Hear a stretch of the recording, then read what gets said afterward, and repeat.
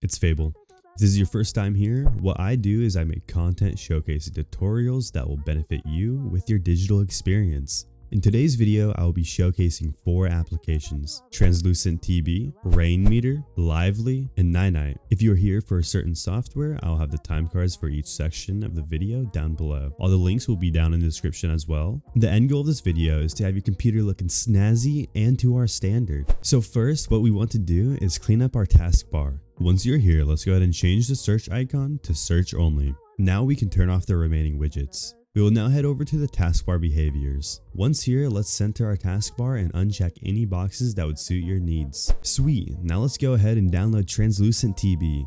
TranslucentTB is a software that can make your taskbar translucent or transparent. This will be located on the Microsoft Store or GitHub. Once we have TranslucentTB, let's go ahead and open it up. Once opened, you can go to the bottom right of your computer where it shows your hidden icons. There you will see TranslucentTB. Now let's just simply right click on TranslucentTB, and now we are able to change the themes for our taskbar. For our next software, we will be downloading Lively. Lively is a software that lets you turn your backgrounds to life. You can download it from the Microsoft Store or GitHub. Once Lively is installed, it should open up automatically for you. Once it's open, you will be looking at the default library, in which you will have your wallpapers that are already stored in there.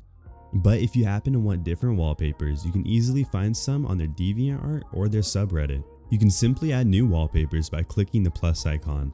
Next, we will be installing RainMeter. RainMeter is a software that lets you fully reskin your computer. You can download RainMeter from their site directly. Once you have downloaded RainMeter, go ahead and open it. RainMeter will be down on your system tray.